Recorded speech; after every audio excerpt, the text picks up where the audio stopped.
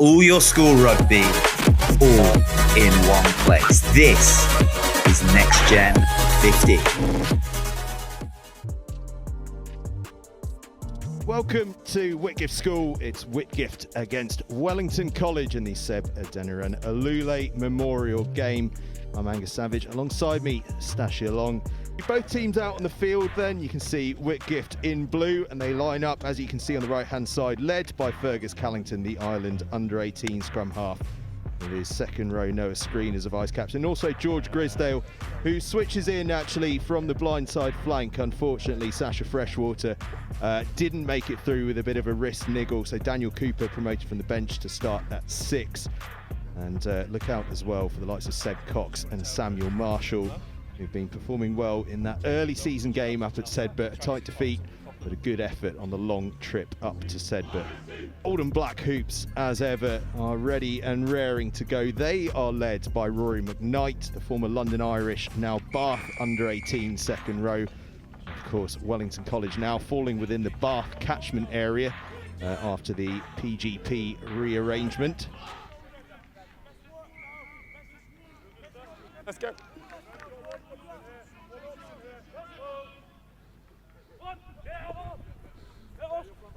McKnight, the target at the line-out, brings it down well, and now the maul gets going. Good initial defence from WHITGIFT, but now Wellington just start to nudge forward. Oscar Thomas has it at the base. They're 5 metres out now, 3 metres out. Now the surge comes on. Thomas is across the line, and Wellington College have the opening score of the game. Yeah, they'll be really pleased with that. That was a really neat start. It was a good take in the line out. They set up the maul well, and despite an initial really good counter drive from WHITGIFT, once you get that rumble on, it's so hard to stop that without infringing, you know, particularly that close to the line. You know the referee's looking for somebody to sack that maul. So, you know, good discipline from WHITGIFT, but Wellington just had that early nudge on, and that always looked like it was going to end up over the whitewash. It was good initial defence from WHITGIFT, and you just see Wellington College start to get a nudge, and then 2 or 3 of the back line just flood in out of nowhere. Yeah, scrum half loves joining them all at that from that close range. Wellington College take a 7-0 lead. Yeah, he'll be pleased with that.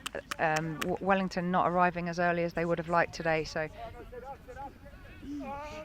Another maul safely brought down. This time they are not getting rid of this ball at all. Thomas has it at the back. He wants a second. His side want a second. WHITGIFT have defended it well. The ball is down, but has it been held up? No, Thomas is down. Only has to touch the line. Only has to touch the line. 2 tries for Thomas. 2 tries for WHITGIFT. 2 tries for Wellington College, I should say. And again, it's that maul that does it. Yeah, WHITGIFT tried to sack the jumper initially, which I thought was putting them at a disadvantage. That's what allowed that initial shove forwards was, you know, they had a couple of players on the ground, but then I thought they'd actually come back and got quite strong body positions. But that, again, once that maul starts moving, you know, it's really hard to stop a moving maul, much harder than it is to defend a stationary one. It looked as though they'd just done enough, but Thomas just broke away at the last, and the referee say over the microphone there, got the ball down on the line is enough, was his cry. Yeah, thinking, have I got the energy to attack here? So, you know, WHITGIFT will just want to try and settle now. They'll want to try and play in Wellington's half, and they'll just want to try and just have a little bit more possession, because I'd say. Back off blue. Brilliantly kept in by Abington. Hold it front. Gets a good kick away as well. Look who's underneath it, it's Callum O'Byrne. And O'Byrne eyes up the challenge there against the fullback, gets on the front foot. Now his pack go rumbling up towards the 22. Good ball this to Wellington College. Thomas and McKnight launching to that breakdown. Backwards. That pass a little loose, but stays in hand. And now there's a bit of space. Langford on the outside. Tries to ghost around the outside of the fullback. Does so. Langford. It's an incredible finish. Oh, he's having some impact on this game. Yeah, he Inigo really Langford. is.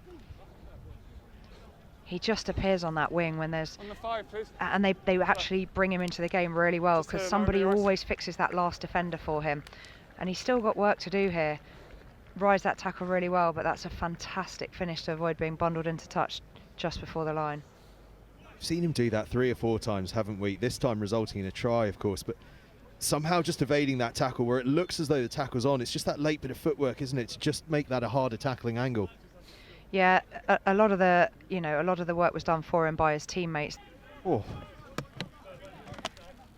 And this is probably another reason why they're not kicking it to him.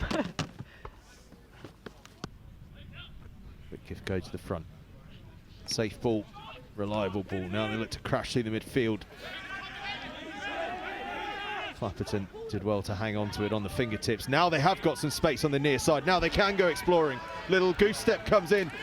Pass might have been on, but he still carries on deep into the 22 now. WHITGIFT on the front foot. Screen goes charging through. He's still moving forward.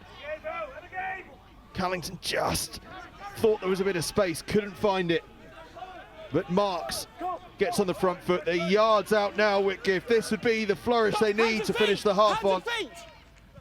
Advantage offside. Short, short. Just short of the line. Penalty advantage offside. Screen goes. Short again. Still penalty advantage. They've stacked the numbers on the right-hand side, but they come left instead. Still penalty advantage. Playing with advantage, says the referee, and across the line they go. That's really well deserved. That was such a fantastic passage of play from WHITGIFT there.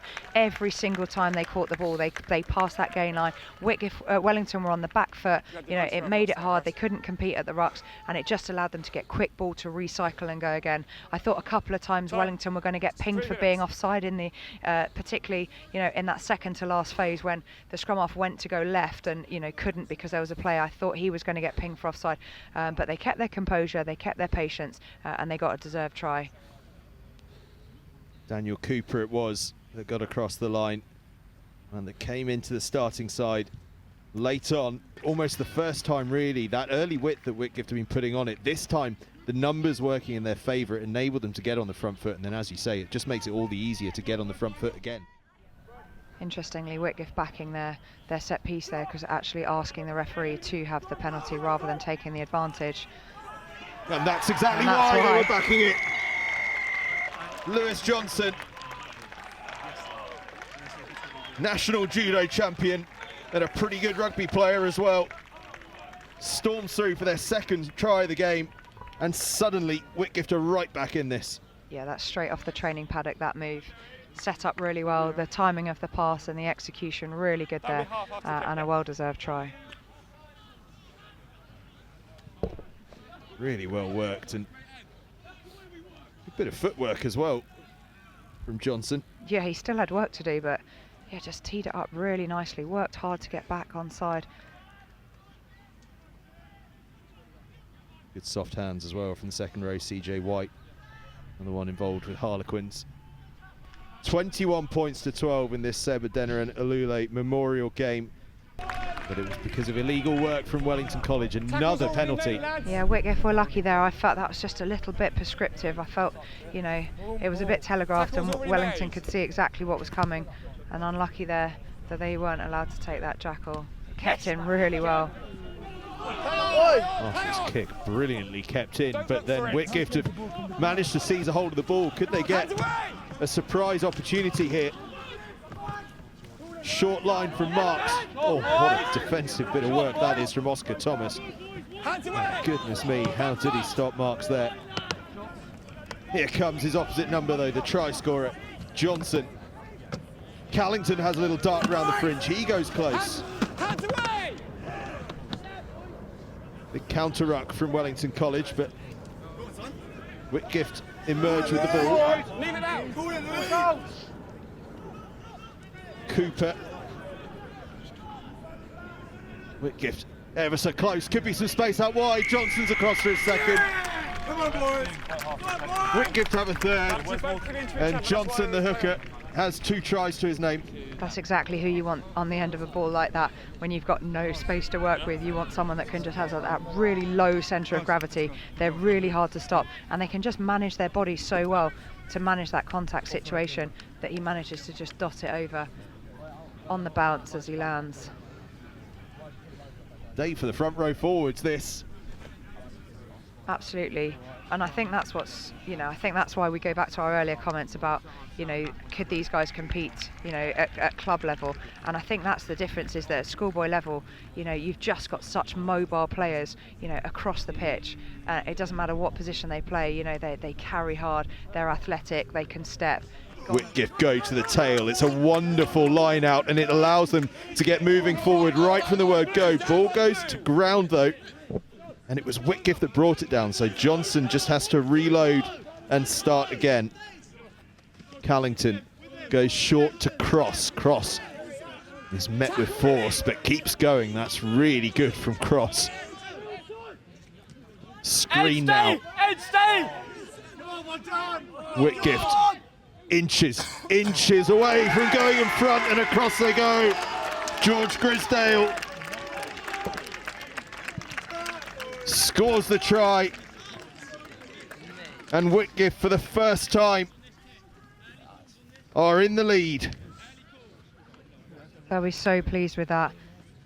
I thought Wellington were close to getting a turnover on at least 2 occasions. Those WHITGIFT players had to work so hard to clear the threat off the ball at the ruck, and just doing exactly the right thing, which is just getting hands off the ball. You don't always have to clear the player away. You just have to clear the threat of, are they going to get hands on the ball? And what picture does that give to the referee? If a referee sees two hands on a ball, then he's going to think, right, there's a potential jackal here. So they were giving they were painting exactly the right picture to the referee there.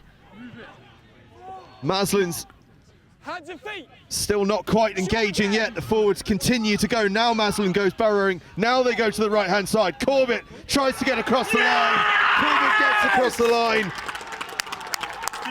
Yeah, I think there was a definite decision made by the Wellington boys there not to go too wide, because they need the conversion.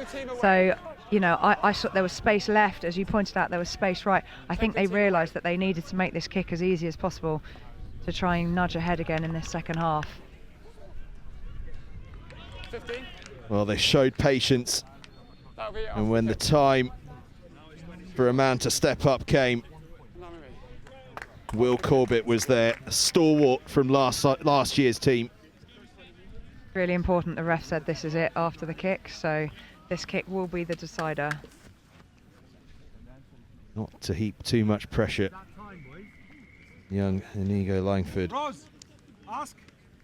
but he has been utterly magnificent off the tee. There isn't anyone. It's all square at full time.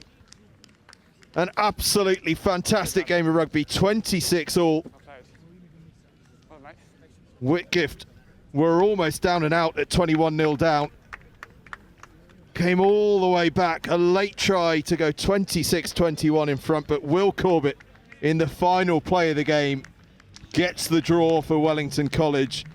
And the SEB ADENIRAN-OLULE Memorial Trophy is going to be shared. WHITGIFT 26, Wellington College 26.